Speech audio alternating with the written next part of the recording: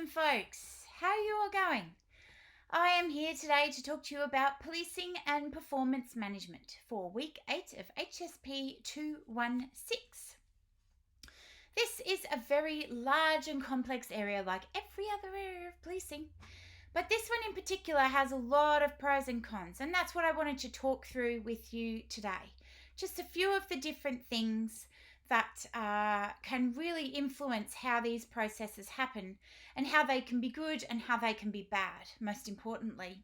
So we're going to talk about what they actually are and how performance management impacts on policing. And I want you to try and think about why it's important to think critically about police performance management procedures in particular.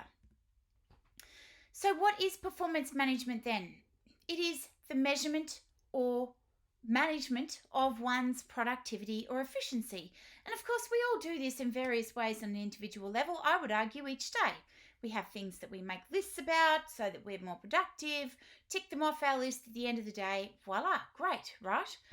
But sometimes it can be something that doesn't just happen at the individual level, but happens at the level of an organisation.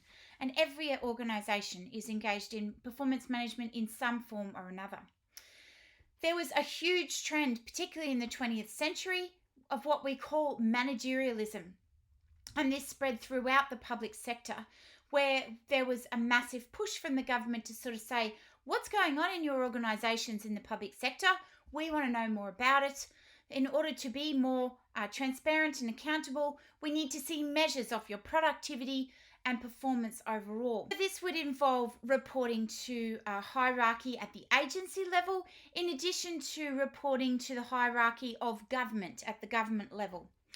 And it was very much focused on achieving certain targets and priorities, so that they could be audited down the track. They also focused on strategic objectives. That's when the operations themselves of the organisations are objective driven. So they have this objective in mind and they focus on that objective and they measure that the way that they perform to that objective in their everyday operations. So that's what performance management is. How this is used in policing is a very difficult thing to get your head around. But it is very much about planning, budgeting, resource management, all of those typical things that any business is engaged in. And operations of police organisations will be directed at achieving a particular goal. I would argue we have the question of, please define what the goal of policing is. So a lot of people would say, well, our goal is to go and achieve a certain number of fines each day. But that's not necessarily a good goal, especially when you're working for a community that doesn't have a lot of money to pay fines. It means a lot of those community members are going to be locked up because they can't pay those fines. And if police have got a key performance indicator that says that they need to issue 100 fines a day in a community where they don't have any money to pay fines, we've got a pretty serious problem there. So that's just one very small example of how performance management can really, I would argue, warp the process of policing itself and why we are doing policing in the first instance. There's benchmarking exercises as well that are involved in these processes. They sort of say, oh, well, this is what this police organisation is achieving. We would like to say that we're achieving this as well, but then perhaps working above if it's possible at all. So it does very much rely on the ongoing collation of information, which is typically in the terms of numbers rather than, narratives about people's police experience. It's expected to be collected in real time. It's expected to be accurate. And most importantly, it's expected to be relevant. And they have what are called business priorities. And, you hear police officers talk all the time about what they call BAU or business as usual. Well, these priorities become measurable and they have certain targets that they need to meet. Again, I raise the question about whether or not targets are a useful thing. We've seen the recent situation in Victoria Police where they were faking breath tests because the targets of these breath tests were way too high to achieve in a single day. So we have a few general lessons from the field about performance management of police organisations. Number one, there needs to be aims and objectives for a particular initiative, and then they need to work towards those. These aims and objectives need to be translated into achievable KPIs, which are key performance indicators. And you would have heard me talk about these before. And of course, finally, the evaluation procedures need to be matched to relevant performance points and conclusions decided upon, in addition to being able to review the type of work that's being done and how it's being done so that future practice is improved. I would argue that's the part that tends to fall down a bit. We make the key performance indicators very clear, the objectives are often very clear. Sometimes the numerical data and things like that are fairly clear, but I would argue then that is just given to people to be transparent rather than to get recommendations back, where those recommendations change the way policing happens and make it better.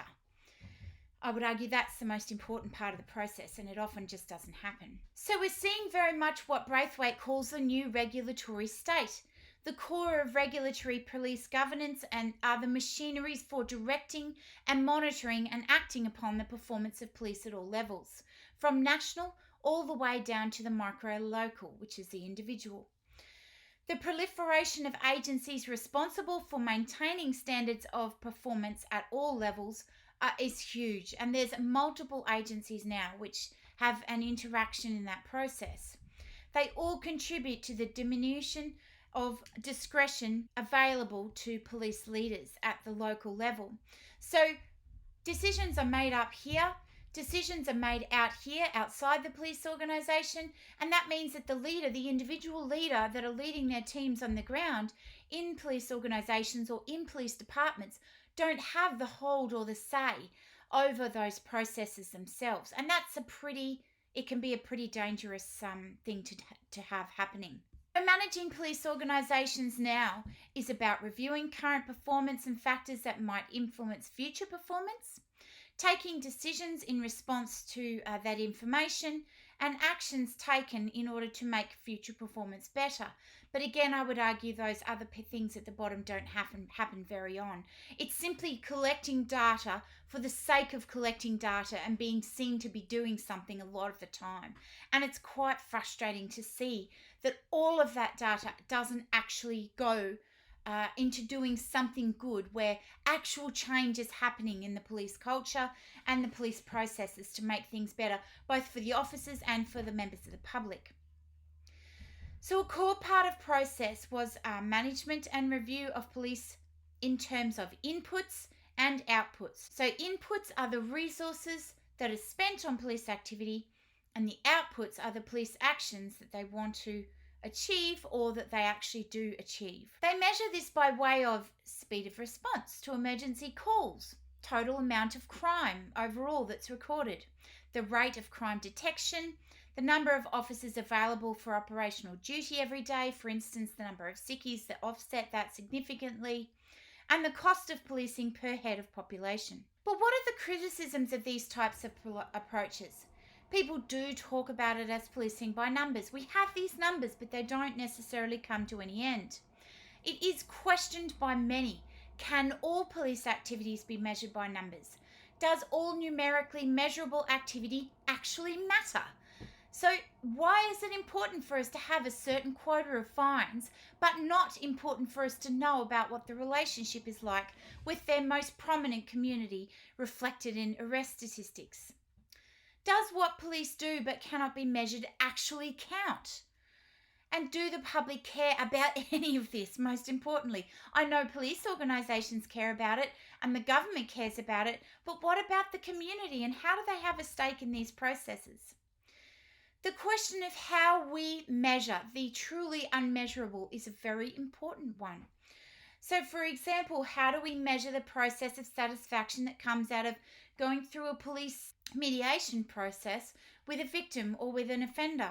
There's a very much distorted picture of police work, which is another issue.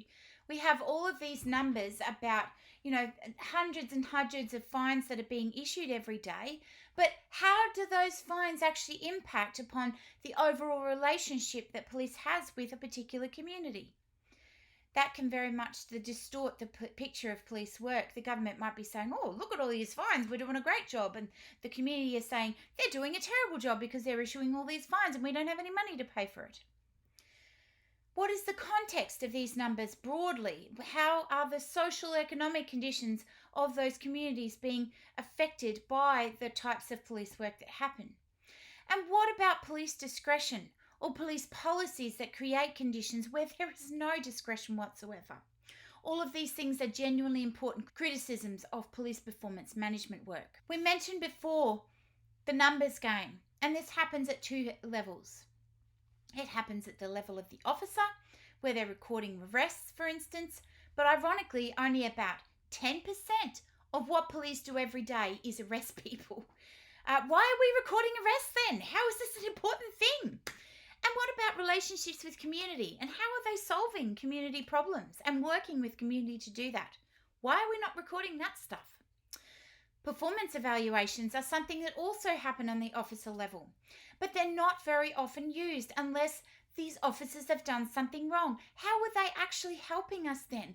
And what are the ways that we can make it so that they do actually help these officers? They're very subjective and often with very limited constructive criticism for the people involved.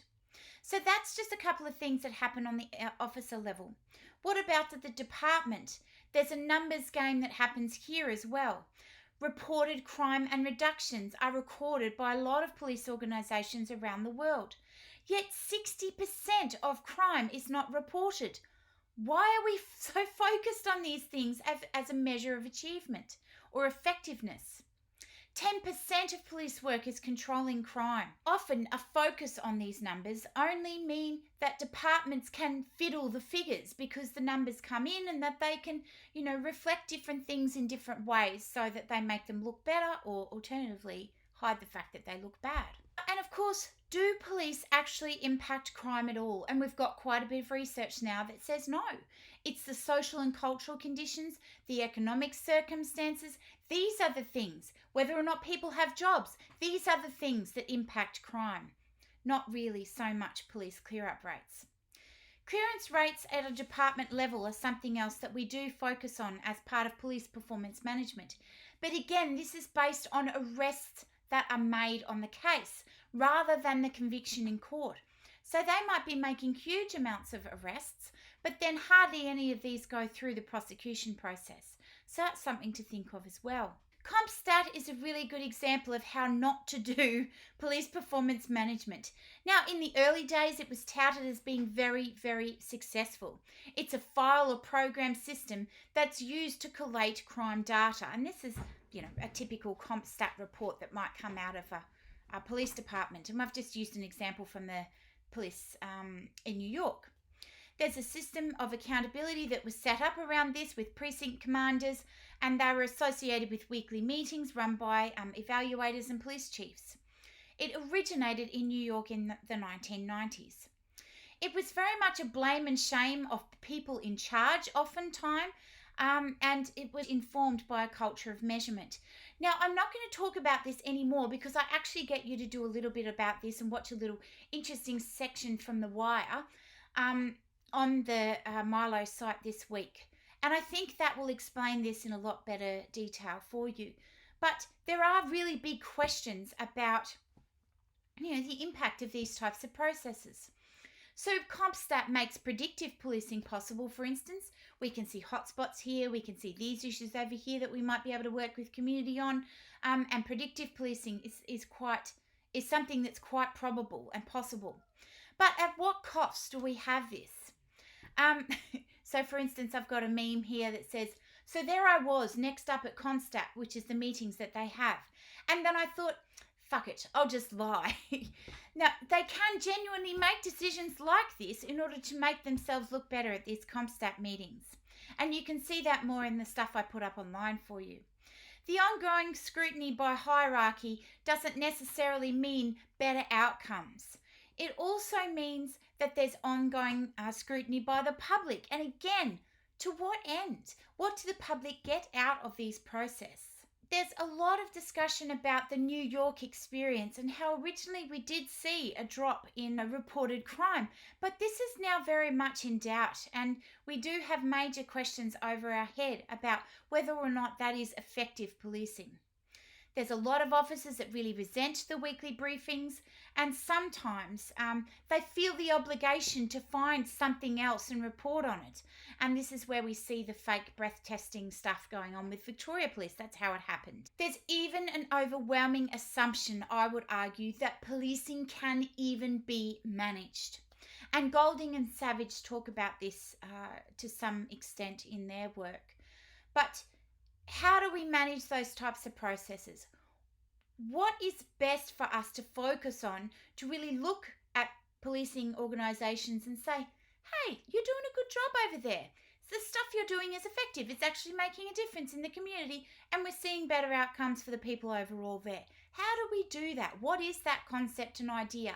And how do we ensure that it doesn't just slip through our fingers in the form of numbers, which really don't give us much back? It's important to remain sceptical about the use of measurement to derive policing practices, and we have become better at this with time. Qualitative measurement, for instance, is now part of actually measuring these processes. But unfortunately, these numbers games still drive budgets, accountability, and efficiency issues, and they can often find that it creates new forms of corruption, and most importantly, it gets the officers offside in these processes. Anyway, I hope that you've learned a little bit more about this stuff, and that will be expanded on in Milo this week. And there I will leave you. I hope you have a great week. See you later.